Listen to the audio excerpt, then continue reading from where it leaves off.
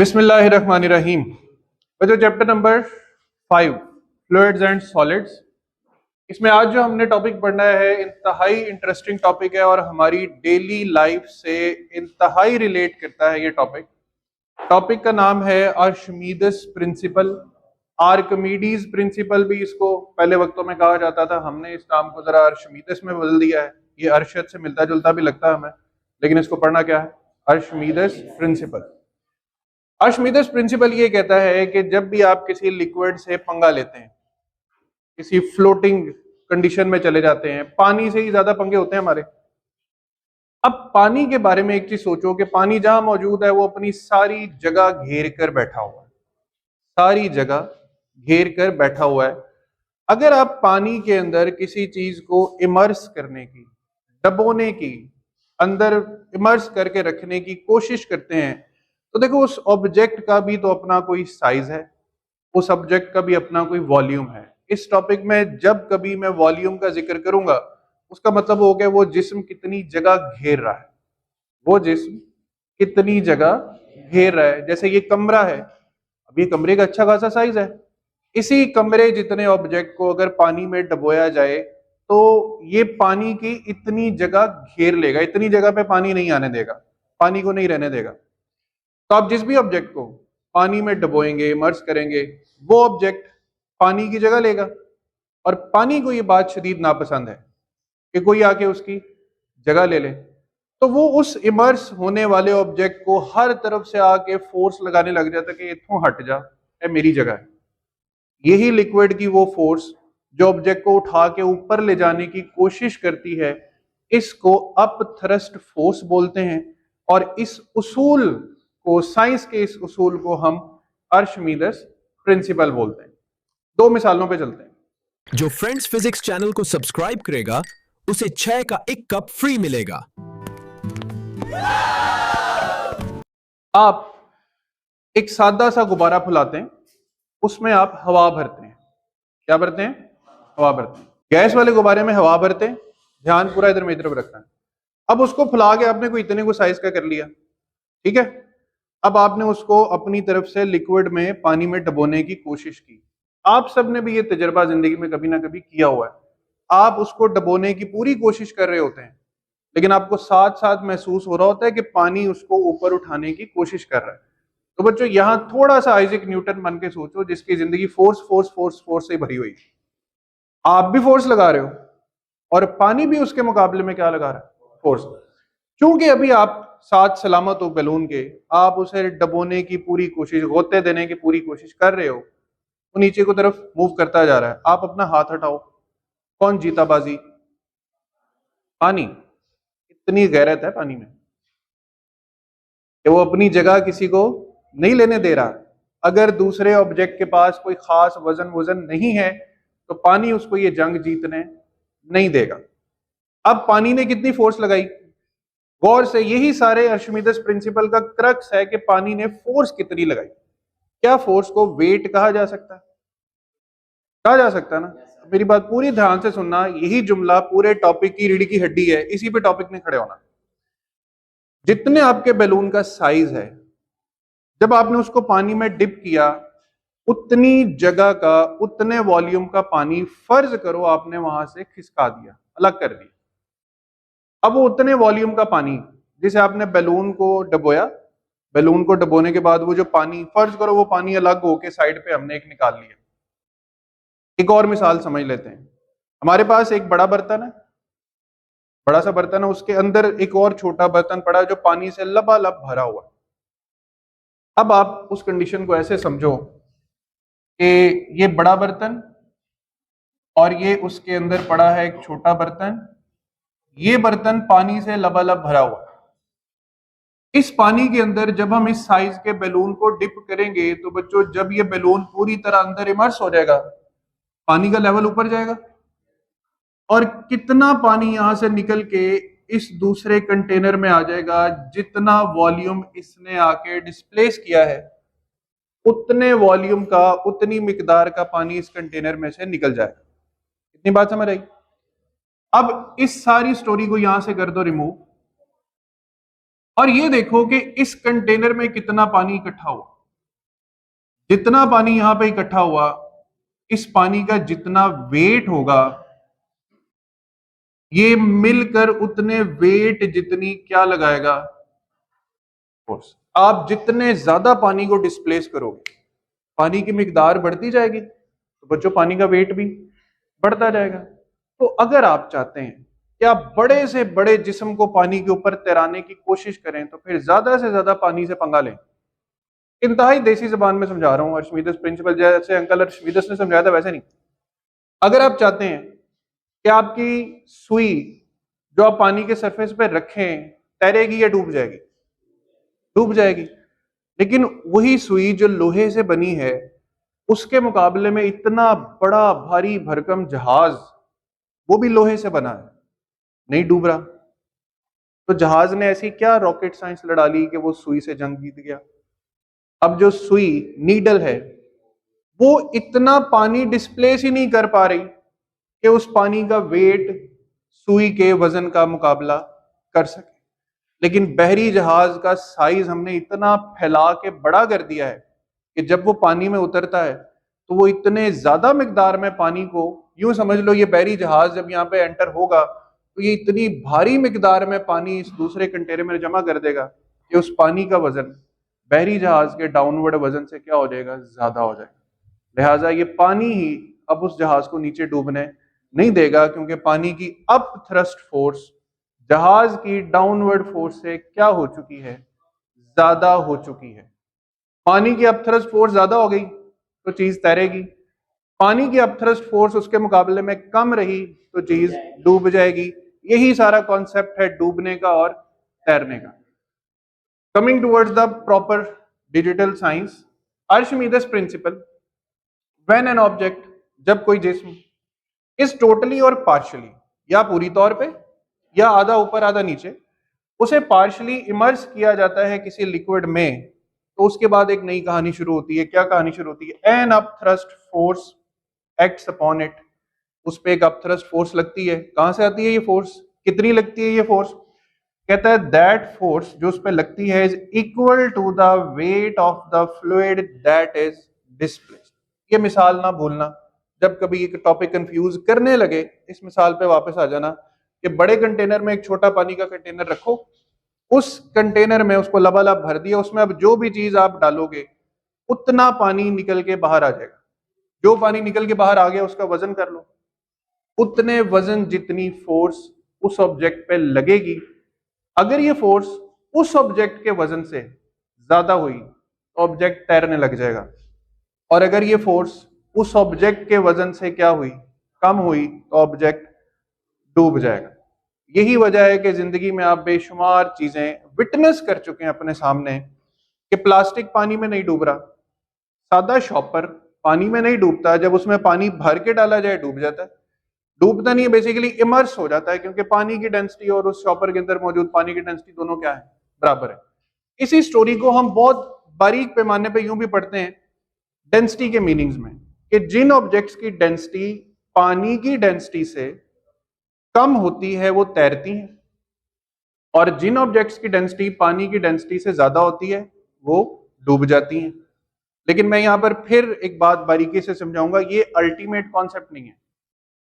लोहा पानी से ज्यादा डेंसिटी रखता है, पानी की डेंसिटी अब सबको याद करनी चाहिए, होती भी है 1000, ठीक है।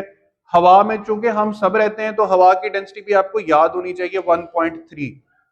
यूं समझ लो पानी की डेंसिटी हवा से 1000 गुना ज्यादा है।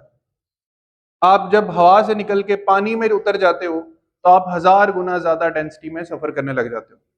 लेकिन कहानी को मैं फिर जोड़ रहा हूं, डेंसिटी अल्टीमेट कॉन्सेप्ट क्यों नहीं है?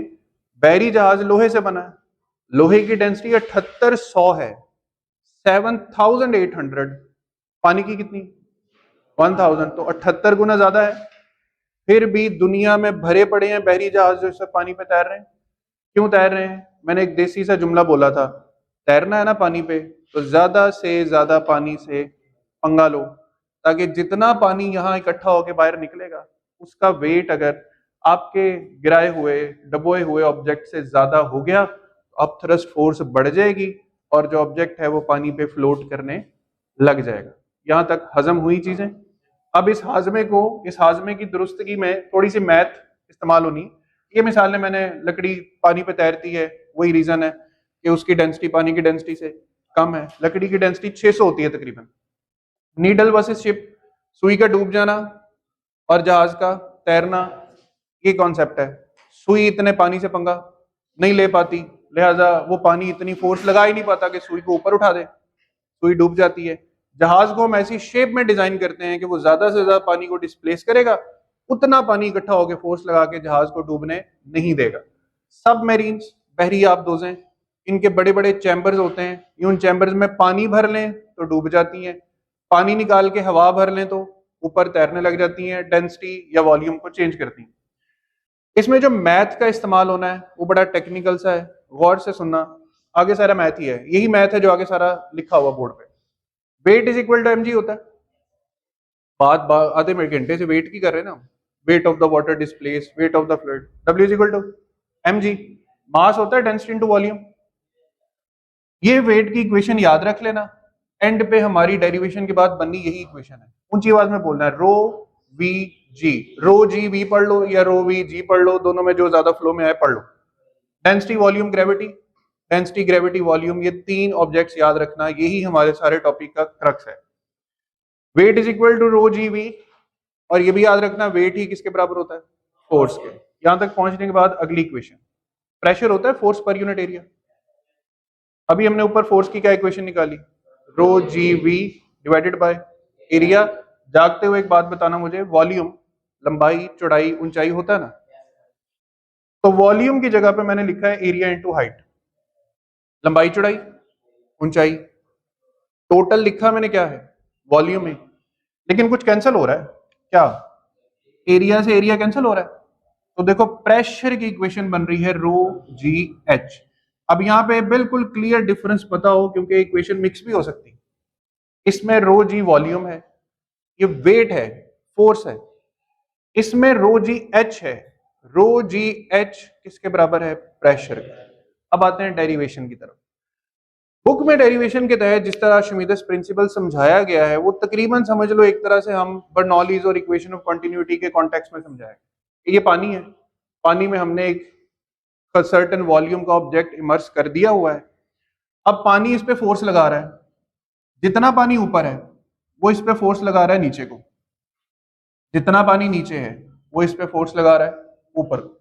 हमें गरज चूंकि इसके डूबने और तैरने से है, इसलिए हम सिर्फ ऊपर और नीचे वाली फोर्सेस को इस्तेमाल करेंगे। अदरवाइज राइट वाला पानी लेफ्ट को भी फोर्स लगा रहा है और लेफ्ट वाला राइट को भी लगा रहा है, बट दो फोर्सेस को चूज कर लेते हैं। ध्यान से मेरी बात सुनना, ऊपर वाले फासले की हाइट h1 है, लिहाजा वो फोर्स लगाएगा F1। नीचे वाले फासले की हाइट यहाँ पर, या यूं कह लो कि पानी के सरफेस से लेकर यहाँ तक जो बॉटम सरफेस है ऑब्जेक्ट का, वो कितनी डेप्थ में है, h2 डेप्थ में है। तो h2 डेप्थ पे जाके जो फोर्स लग रही है उसका नाम क्या है, F2। अब एक बात ध्यान से देखो, h2 डेप्थ ज्यादा है और h1 डेप्थ कम है, तो एक बात कॉमन सेंस में याद रखना कि जहां डेप्थ ज्यादा होती है वहां पे फोर्स भी ज्यादा लगती है। तो सेकंड फोर्स नेचुरली किससे ग्रेटर होगी, F1 से। अब इन दोनों फोर्सेस का जो डिफरेंस है उसको हम नाम देंगे अप थ्रस्ट फोर्स का। सारी बातें कनेक्ट करके सुननी, ऊपर वाला फ्लूइड फोर्स लगा रहा है नीचे को, नीचे वाला, ऊपर डेप्थ कम है, नीचे डेप्थ, ग्रेटर डेप्थ पे ग्रेटर फोर्स लगती है। आपके दम घुट के मरने के चांसेस गहरे पानी में ज्यादा है। दम घुट के क्यों, आप सांस ले रहे हो ना, तो सांस लेना हवा के खिलाफ एक मजामत है। आप पे हवा का दबाव अभी इतना है कि आप सांस ले सकते हैं। आप जैसे जैसे पानी की गहराई में जाओगे, पानी आप पे इतनी ताकत से फोर्स लगाएगा ना पुत्र, सांस ही नहीं लिया जाना, सांस ही नहीं लिया जाएगा, तो आप वहां पर सांस की बंदिश से मरेंगे, क्योंकि दबाव वहां पे बहुत ज्यादा है। तो ये भी कॉन्सेप्ट याद रखो, ज्यादा गहराई में ज्यादा प्रेशर होता है, कम गहराई में कम प्रेशर होता है। ऑब्जेक्ट का साइज h के बराबर है, और h यहां पे फिर किसके बराबर हुआ, h2 minus h1, h2 minus h1। ध्यान से इक्वेशन सुननी, अब thrust force F2 minus F1, F2 can be written as pressure into area. Then F1 can be written as also pressure into area. P2 rho GH2 P1 row GH1 ए साथ वैसे ही सैर सपाटे करता हुआ आ रहा है। रो जी और ए कॉमन आ गए, अंदर क्या बचा H1 minus H2 minus H1। अब H2 माइनस H1 जो है वो किसके बराबर है? H यहां पे जब प्लेस करते हैं तो मैं ये जिस टर्म को ब्रैकेट में बंद कर रहा हूं ये क्या है भला? यहां पे भी AH वॉल्यूम था ना, तो आगे जाके भी AH क्या रहेगा? अब इस इक्वेशन से ये इक्वेशन किस में बदल गई? मैंने क्या कहा था, इस इक्वेशन को याद रखना। अब थ्रस्ट फोर्स किसके बराबर आ रही है? रो जी वी। यही बात, यही फोर्स, यही इक्वेशन फिर डेफिनेशन में कि जब कोई ऑब्जेक्ट टोटली और पार्शली इमर्स होता है किसी लिक्विड में, अब थ्रस्ट फोर्स एक्ट करती है उस पर which is equal to the, क्या आया था वेट? रो जी वी। और अब थ्रस्ट भी कितनी आ रही है? रो जी। अब इस फोर्स से आगे सारी कहानी चलनी है। छोटे छोटे से प्रॉब्लम्स हैं, मुश्किल नहीं है, इन प्रॉब्लम्स को हम डील करके वाइंड अप कर देंगे लेक्चर को। यहां तक जो बातें मैं चाहता हूं कि आप कभी ना भूलें वो ये है कि जितने साइज का ऑब्जेक्ट आप पानी में डुबोएंगे उतने साइज का पानी समझ लें उस जगह से अलग हो गया, और उसको ये बात बहुत नागवार गुजर रही है, बहुत बुरी लग रही है।